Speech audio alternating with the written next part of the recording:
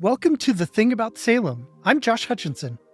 And I'm Sarah Jack. Today we begin a 3-part series with author and illustrator Ben Wickey about his amazing new graphic novel, More Weight, A Salem Story, which focuses on the story of Giles Corey, the only victim of the Salem Witch Trials to be pressed to death under large stones.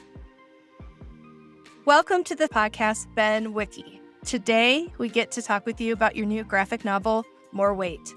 Please tell us a little bit about you and your work. Thank you. I am a Massachusetts-born illustrator and comic book artist and animator. I'm originally from Cape Ann of Rockport and Gloucester, about 30 minutes north of Salem. But all my friends live in Salem, so I grew up, going there constantly, soaking up slowly over my whole life the history of that place. I am a graduate of CalArt. I did a stop-motion animated version of The House of the Seven Gables by Hawthorne as a short 30-minute short film that premiered at the Gables in 2018. I have been an illustrator. I worked on a book called The Illustrated Vivian Stanshall, but with Kai Longfellow in 2017. I am a contributing artist of Alan Moore's and Steve Moore's grimoire, The Moon and Serpent Bumper Book of Magic. And for 10 years, I've been working on this depressing behemoth, More Weight, which is finally out, and I'm very relieved. And thank you for having me. So I understand that we're actually all cousins through Mary Easty. Is that true? Yes, and I didn't actually know that I was a descendant of Mary Easty until I was halfway through the book doing this. I think 2018 or something like that. My cousin Holly in Michigan messaged me out of the blue and said, "Oh, did you know that we're related to somebody from the Salem Witch Trials?" She didn't even know that I was doing this book. It was under my hat for so long. It's a little thing I had on the back burner, a little passion project. And so I think that really changed my attitude towards what I was doing. It heightened my convictions in what I was doing. And then we talked a little bit more, and then she provided the genealogy. I guess I'm her 10th great-grandson. Sounds right. On the Ellis side. So, yeah, it's very moving, very moving revelation. Yeah, I had known that I descended from Rebecca Nurse since I was a teenager.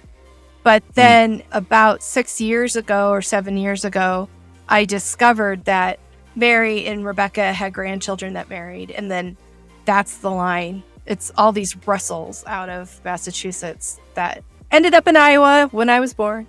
There's something about Mary because of her petition with such a proclamation and such, so I can imagine, since she was the one that you found yourself tied to and you're giving such a message with your project, how that must have struck you. Yeah.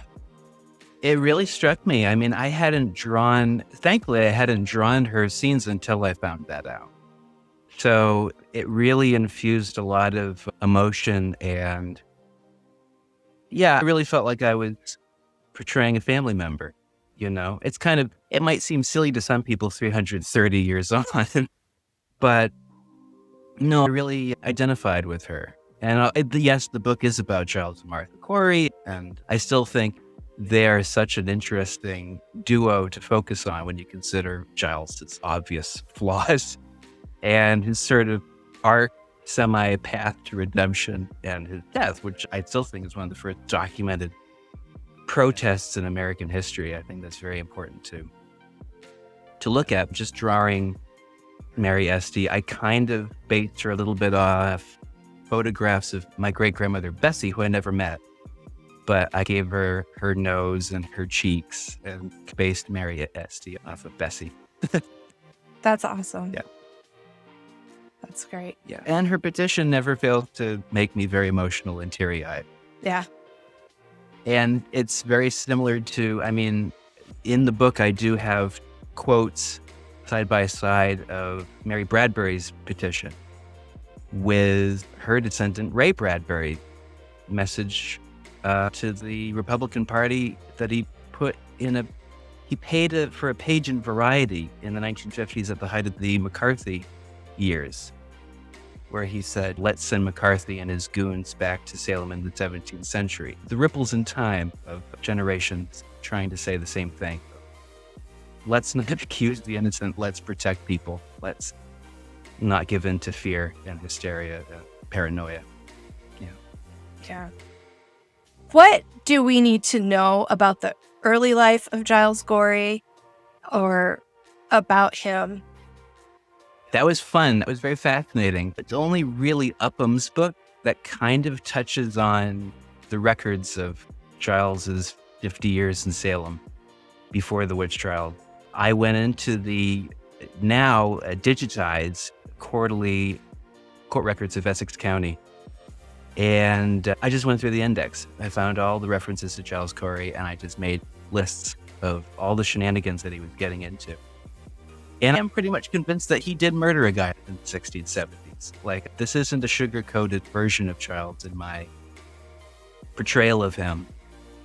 But there is a character composite, a kind of character profile that I created over time of, oh God, this is a guy that got away with practically everything, except for the one thing that he didn't do, which was sorcery.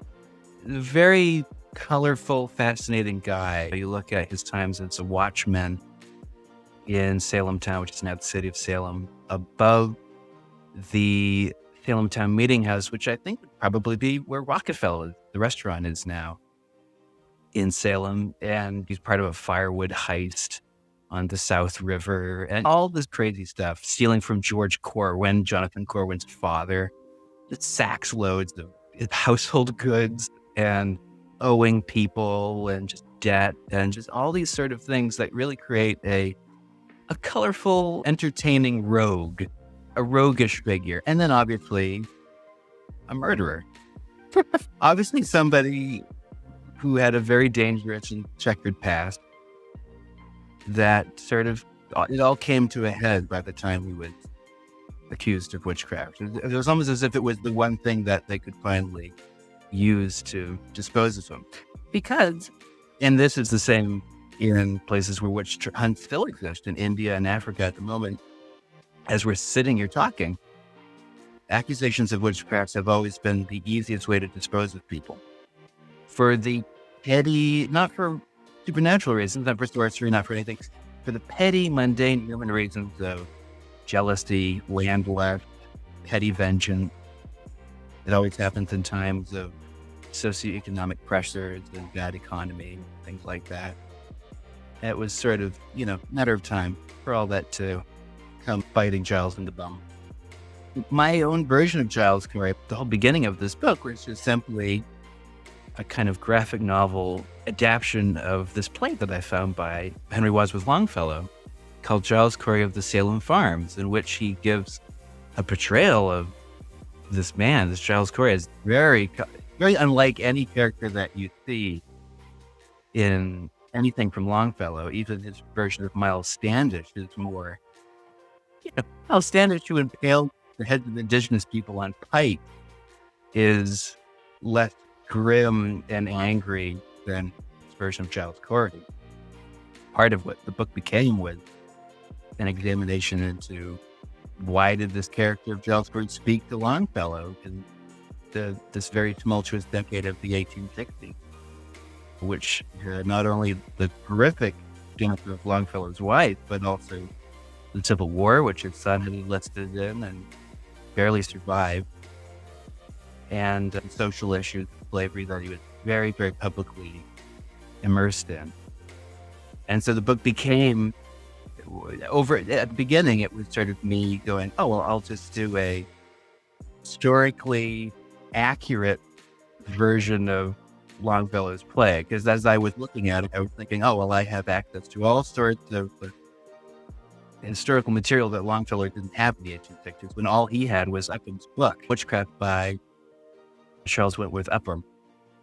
And so I was going through it and I thought, well, Giles Corey didn't live on the Ipswich River. Well, I'll just change that. And then over time, the Longfellow bits got smaller and smaller.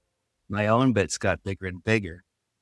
Thanks in no small part to realizing that Mary Easty was my ancestor. And the more you research, the more you have an opinion of facts, which are extremely troubling and relevant and infuriating. You read the facts and you're infuriated. Even the basic human level, the injustice and the atrocity of it all, and the ways in which it is still extremely politically relevant to these despotic times. That's my rambling answer to a very simple question. Sorry. Thank No, you. we don't consider that rambling. So, thanks. I've been working on this book without talking about it, so it's kind of weird talking about it. But thank Yeah, you. I bet.